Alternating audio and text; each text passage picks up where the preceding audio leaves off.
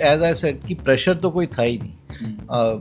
जो भी रैंक आएगी we were all happy with that rank, but अपना बेस्ट देना है। कबीर अपने जितनी देर पढ़ता था वो बहुत फोकस से पढ़ता था, थोड़ा सा भी डिस्ट्रैक्शन उसको पसंद नहीं होता था। मैं ये नहीं बोलूँगी कि वो सारा टाइम पढ़ता था, सारा टाइम नहीं पढ़ता था। हाँ, अरे मैं तो 90 प्लस आता था, मैं 2 दिन पढ़ के गया था तो 97.2 आ गया, मैं खुश हूँ।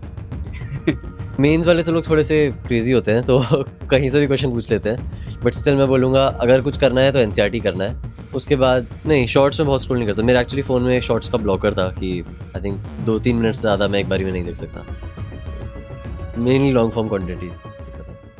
सो गाइज, आज हमारे साथ जे एडवांस 2026 ऑल इंडिया रैंक 2 है कबीर। कबीर, तुम्हारा एक वीडियो बहुत वायरल हुआ था जिसमें तुमने बोला था कि इरोडोव बहुत बेसिक सी बुक है। तो मतलब तुम कौन से particular set of books follow करते थे, एंड सही में क्या इरोडोव तुम्हें बेसिक लगता है? वेल अब मैं ज़्यादा कुछ नहीं बोलूँगा। मेरे पास तो मतलब सीरियसली बताओ तो फ़ोन आने लग गए थे कि क्या बोल दिया पर स्टिल मैं मतलब इरोडोव करता था, क्लास में सर कराते थे, एंड पाथफाइंडर सर ने कराई थी। वही टीचर्स के गाइडेंस के अंडर जो भी बुक्स थी वही की थी। नीरज सर हमारे टीचर थे, तो वो फिजिकल केमिस्ट्री में उनकी बुक ही से क्वेश्चन उठा के हमें दे देते थे। उनकी बुक नहीं करते थे, बट उनकी बुक के क्वेश्चन करते थे। एंड ऑर्गेनिक केमिस्ट्री में भी सर की बुक ही करते थे, Kota question bank. And IOC में भी सर की बुक ही करते थे। I think advance problems in organic chemistry title है। तुम्हारा जैसे डेली टाइम टेबल क्या रहता था, डेली स्टडी टाइम टेबल क्या रहता था? वेल थोड़ा बहुत वेरिएबल रहता था, बट स्टिल एंड तक थोड़ा सा जो मैंने फिक्स करने ट्राई किया था वो था कि सुबह जल्दी उठो अराउंड 7 o'clock 7:30।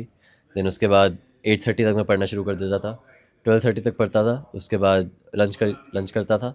देन 1:30 से 2 o'clock and maximum 2:30, because J advance का पेपर 2:30 शुरू हो जाता है। मैं वापस पढ़ने बैठता था। देन जब तक पढ़ पाता हूँ तब तक पढ़ता था। जनरली 7 बज जाते थे। उसके बाद फिर थोड़ा 20 मिनट रिलैक्स किया। देन 7:30 पे खाना खाने जाता था। एंड उसके बाद 8 बजे हमारा थोड़ा दोस्त लोग नीचे आते थे खेलने के लिए, अराउंड आधा घंटा कुछ खेल लेते थे हम। उसके बाद वापस ऊपर जाता था, कुछ हल्का फुल्का पढ़ लिया, मतलब कुछ बहुत इंटेंसिव नहीं करता था, बट सिर्फ थोड़ा सा पढ़ लेता था, फिर सो जाता था। ओके, ऐसा कुछ नहीं रहता था कि 16-18 घंटे डेली पढ़ रहे हो, ऐसा नहीं? ओके, और तुम्हारे बोर्ड्स में कितना है सीबीएसई क्लास 12 में? CBSE बोर्ड्स में 97.2। और इस पे इस बार जैसे ओएसएम चेकिंग हुई, तुम्हें कुछ पता है? तो वैसे तुम्हें कुछ इफेक्ट हुआ है इससे? बच्चे बहुत बोल रहे हैं कि अच्छे से कॉपी चेकिंग नहीं हुआ। मेरे को पता नहीं, मैंने मंगवाए नहीं अपनी शीट्स वापस, बट मतलब पता तुम नहीं। सेटिस्फाइड हो अपने रिजल्ट से? हाँ, अरे मैं तो 90 प्लस आता था, मैं 2 दिन पढ़ के गया था तो 97.2 आ गया, मैं खुश हूँ। कभी तुम्हारे कभी बैकलॉग्स हुए इनिशियल डेज में प्रिपरेशन में? नहीं, इनिशियल डेज में तो कोई बैकलॉग नहीं था मेरा। मेंस के ड्यूरिंग थोड़ा सा अराउंड प्रॉब्ली थोड़ा सा असाइनमेंट्स का बैकलॉग रहा होगा, बिकॉज वो तो एडवांस एलिमेंट थे और उस टाइम सिर्फ मेंस का काम कर रहा था मैं। वो भी मैंने फिर एडवांस के टाइम कवर अप कर लिए थे हमेशा से, बिकॉज सब लोग बैच में सेम स्पीड पे काम नहीं करते हैं। मैं थोड़ा तेज़ काम करता था, तो मैं हमेशा ट्राई करता था कि फ्रंट लॉग बिल्ड करूँ, कि आगे का काम भी पहले ही कर लूँ। तो उसकी वजह से तब भी जब भी थोड़ा कम भी हुआ मेरा पढ़ना, तो बैकलॉग कभी बिल्ड नहीं हुआ। और तुम्हारी जेई मेंस में ऑल इंडिया रैंक 1 आई है, तो मेंस के लिए पर्टिकुलरली क्या कंप्लीटली एनफ है? अगर बच्चे इतना ही कर ले तो एनफ है तुम्हारे हिसाब से? मेंस वाले तो लोग थोड़े से क्रेजी होते हैं, तो कहीं से भी क्वेश्चन पूछ लेते हैं, बट स्टिल मैं बोलूँगा अगर कुछ करना है तो एनसीईआरटी करना है। उसके बाद प्रॉब्लम अपने इंस्टीट्यूट का मॉड्यूल भी, अगर और टाइम बचा है, इससे एनसीईआरटी पूरी अच्छी से करनी है सबसे पहले तो।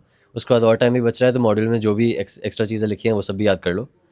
एंड इसके बाद तो टाइम नहीं बचेगा मैं बता रहा हूँ। ओके, और तुम्हारे बोर्ड्स में इतने अच्छे परसेंट आए, तो बोर्ड्स और जेई कैसे मैनेज हो जाता था? फिज़िक्स केमिस्ट्री और मैथ्स तो जेई में ही हो गया था, मैंने बोर्ड्स लिए बिल्कुल भी नहीं पढ़ी थी। बट इंग्लिश का मैंने थोड़ी क्लासेस ली थी, और इंग्लिश का एक मॉक टेस्ट भी दिया था अराउंड 2 हफ्ते पहले बोर्ड से। तो उसमें एक बार पेपर दे दिया था, वापस आदत हो गई थी। उसमें थोड़ा स्लो था, मेरा पेपर ख़त्म नहीं हुआ था, एक क्वेश्चन रह गया था। तो उसके बाद थोड़ा वही प्रैक्टिस आई, वापस स्पीड थोड़ी इंप्रूव हो गई, तो बोर्ड्स में 95 है इंग्लिश में तो मेरे ठीक थे। एंड आईपी तो कम्प्लीटली ब्रांड न्यू सब्जेक्ट था, पहली बार पढ़ रहा था मैं। पर पूरा सिलेबस मैंने कर लिया था आई थिंक 2 दिन में। बहुत ज़्यादा उन 2 दिन में तो बहुत मेहनत की थी मैंने, बिकॉज आई थिंक आईपी का जो एग्ज़ाम था उस दिन मैं 4 बजे सोया था, एंड 6:30 पे उठ के मैंने एक और चैप्टर पढ़ा था, और वो चैप्टर पहली बार मैं लाइफ में पढ़ रहा था थोड़ा बहुत लास्ट मोमेंट था, बट स्टिल 97 आ गए तो डिसेंट ही था। हाँ, टॉपर्स के लिए वैसे बोला जाता है कि वो 6 से प्रिपरेशन स्टार्ट करते हैं, तो तुमने कब प्रिपरेशन स्टार्ट किया था एग्जैक्टली? मेंटली प्रिपरेशन तो काफ़ी पहले स्टार्ट हो जाती है। आपका mental aptitude and personality build होना वो बहुत पहले हो जाता है, उसका कुछ ज़्यादा कुछ कर भी नहीं सकता कोई। बट प्रॉपरली प्रिपरेशन तो मैंने 8th में शुरू की थी। ओके 8 में प्रॉपर प्रिपरेशन स्टार्ट कर लिया था। एक्चुअली प्रॉपर बोल नहीं सकते, तब मेरे को पता भी नहीं था जेई क्या होता है, बट मैं एक्स्ट्रा क्लासेस ले रहा था, ये बोल सकते हो। 9th में मैं प्रॉपरली जाना शुरू किया था। और तुमने कभी कोई ओलंपियाड ये सब के लिए प्रिपरेशन किया है? प्रिपेयर नहीं किया बट मेरा क्लियर हो गया, इस साल ICH जा रहा हूँ। सो कबीर, तुम अपने प्रिपरेशन के टाइम पे सोशल मीडिया यूज़ करते थे? इंस्टाग्राम, फेसबुक, यूट्यूब या कुछ भी? नहीं, बिल्कुल भी नहीं। मैं एक्चुअली मतलब बहुत हेट करता था इन चीज़ों को कि क्या कर रहे हैं बच्चों के साथ। पर यूट्यूब थोड़ा देख लेता था 1 घंटा। डेली देखते थे? फिक्स्ड लाइक रूटीन का पार्ट नहीं था, बट जब भी थोड़ा बोर होता था, थोड़ा मतलब ब्रेक चाहिए होता था और सोने से भी थोड़ी देर पहले, तो उस टाइम देख तो लेता था। यूट्यूब पे क्या शॉर्ट स्क्रॉल करते थे या फिर क्या? नहीं, शॉर्ट्स में बहुत स्क्रॉल नहीं करता। मेरा एक्चुअली फ़ोन में शॉर्ट्स का ब्लॉकर था कि आई थिंक 2-3 मिनट से ज़्यादा मैं एक बारी में नहीं देख सकता। तो मेनली लॉन्ग फॉर्म कंटेंट ही दिखा था।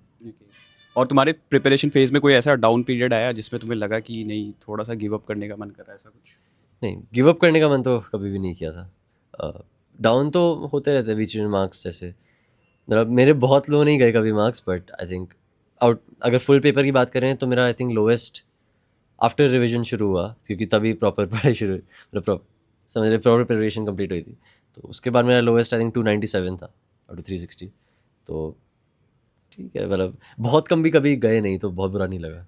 कबीर चिल्लर की प्रिपरेशन में और डिटेल में बात करने से पहले एक इंपॉर्टेंट चीज शेयर करना चाहता हूं। जेई की प्रिपरेशन के टाइम स्टूडेंट्स का फोकस सिर्फ रैंक और कॉलेज में होता है, बट एक्चुअल रियलिटी ये है कि फ्यूचर आपका सिर्फ कॉलेज से डिसाइड नहीं होता, वो उन 4 सालों से होता है जहां आप सीखते हो, बिल्ड करते हो और खुद को डेवलप करते हो। और इसी वजह से कुछ प्रोग्राम्स इसको जेन्युइनली सीरियसली लेते हैं, जैसे मिराई स्कूल ऑफ टेक्नोलॉजी। ये एक AI first higher education program है जो AICTE अप्रूव्ड कैंपसेस के साथ ऑफर होता है, जहां कई स्टूडेंट्स AI और प्रैक्टिकल एक्सपोजर से फाइनल ईयर में मिलते हैं। यहाँ कोडिंग, AI टूल्स और रियल प्रोजेक्ट्स पर काम पहले दिन से ही शुरू हो जाता है। और इसका करिकुलम भी काफी प्रैक्टिकल है। पहले बेसिक्स, फिर प्रोजेक्ट्स और app development, advance AI, internship और फाइनल ईयर में स्पेशलाइजेशन और प्लेसमेंट रेडी स्किल्स। ग्रेजुएशन तक सिर्फ डिग्री नहीं, एक वर्किंग पोर्टफोलियो भी होता है। स्टूडेंट्स इंडस्ट्री प्रोफेशनल के गाइडेंस में काम करते हैं और रिजल्ट्स भी आ रहे हैं। फर्स्ट ईयर स्टूडेंट श्री आद्या गूगल बिग कोड 2026 में इंडिया टॉप 50 तक पहुंच चुकी है और फाइनल 48 आवर AI हैकेथॉन के लिए भी क्वालिफाई कर चुकी है। कुछ student girl script, summer of code में भी रियल प्रोजेक्ट्स पे काम कर रहे हैं। साथ ही स्पोर्ट्स, कल्चरल इवेंट्स और एंटरप्रेन्योरशिप एक्टिविटीज भी एक्टिव रहती है। एडमिशन के लिए मेंस टेस्ट होता है जिसमें mathematics, problem solving and AI learn ability रहता है। अप्लाई करने की लास्ट डेट 24 जून है और एग्जाम 25 जून को होगा। एप्लीकेशन फी डिस्काउंट के लिए मेरा कोड BAH500 यूज कर सकते और फीमेल स्टूडेंट 23 जून तक ये कोड यूज करके फ्री में अप्लाई कर सकते। बाकी लिंक डिस्क्रिप्शन में है।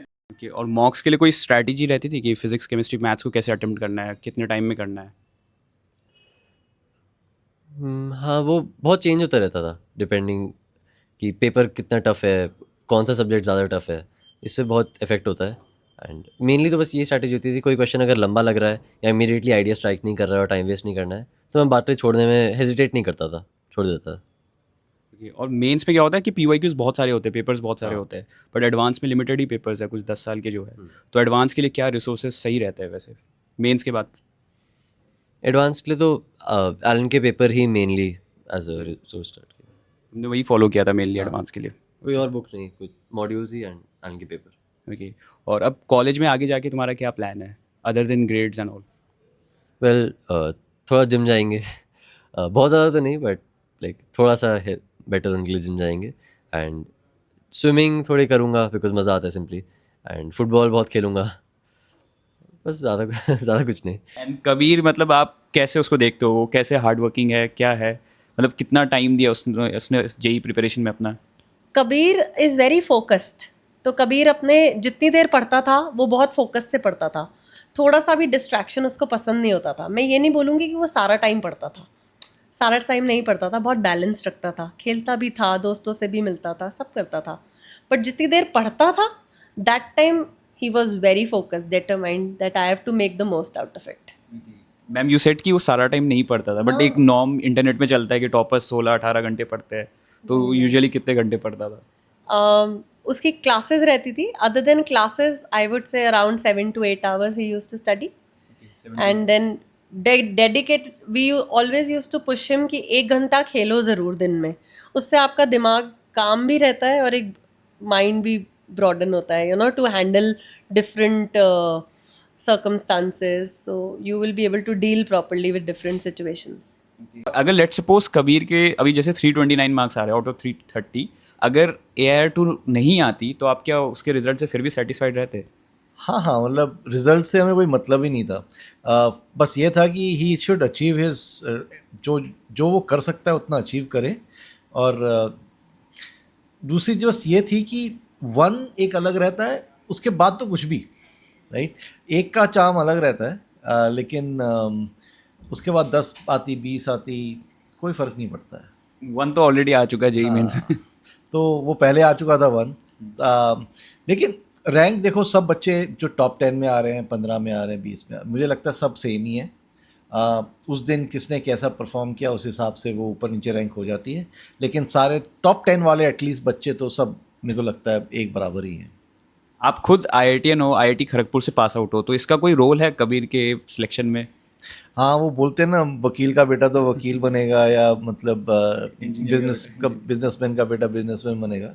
तो शुरू में इनएडवर्टेंटली या जैसे भी एक इम्प्लिसिटली आ जाती है बात कि बच्चे को साइंसेज में ही, हमारा भी वही फोकस है, हमारा भी वही फोटे है, तो हम उसी चीज़ पे ज़्यादा फोकस करेंगे उसके साथ।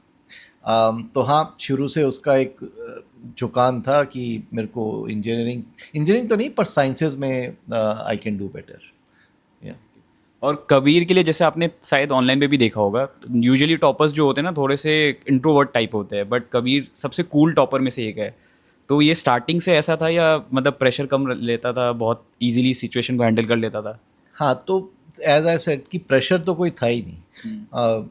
जो भी रैंक आएगी we were all happy with that rank, but अपना बेस्ट देना है, तो कोई प्रेशर नहीं है। और also I think it is also schooling, तो स्कूलिंग भी उसने अच्छे से की, 10th क्लास तक पूरा स्कूलिंग की, 11th में भी काफ़ी स्कूलिंग करी, स्कूल मतलब रेगुलर स्कूल जा रहा था, तो एक हर तरह के बच्चे से मिल के, तो इस पर्सपेक्टिव ब्रॉडन हो जाता है और सारी चीज़ें हो जाती हैं। हाँ, तो वो हमेशा से ही कोई रैंक को लेके हमारी कभी कोई डिस्कशन नहीं हुई है। और कबीर के वैसे 10th में भी बहुत अच्छे स्कोर होंगे, 10th के बोर्ड्स के, 12th के वैसे कितने थे? हाँ, तो आई थिंक 10th में अराउंड 98+ % था कुछ, 12th में भी अराउंड 97.5 होगा मेरे ख्याल से। बट आई वॉज अमेज्ड कि 97.5 आ गया, क्योंकि एक IT का पेपर था, तो मैं खुद जैसे थोड़ा सा जानता हूँ IT के बारे में, तो मैं परेशान रहता था कि ये कैसे, प्रोग्रामिंग आती नहीं है। लास्ट पे तो उसने 2 दिन पहले किताब खरीदी, और जिस दिन पेपर था उस दिन 4 बजे तक पढ़ा, और उसके बाद उसमें 98 नंबर आ गए। बताओ, तो ये तो अब मैं इसको CBSE का स्टैंडर्ड बोलूँ या I don't know how to say it. And sir, अब कबीर का जैसे IIT बॉम्बे CSE में सिलेक्शन हो जाएगा, तो क्या आप आगे कुछ प्लान कर रहे हो उसके हायर स्टडीज़ के लिए, या फिर वो खुद ही सेल्फ डिपेंडेंट है? देखो, बच्चे आजकल ज़्यादा समझदार हैं, हमसे ज़्यादा जानते हैं, but yes, I would like him to do more than just bachelors और मास्टर्स लो, और या आगे PhD, तो I think definitely he should do. He also has that in his mind, पर देखते हैं समय क्या दिखाता है। ठीक है, थैंक यू सर।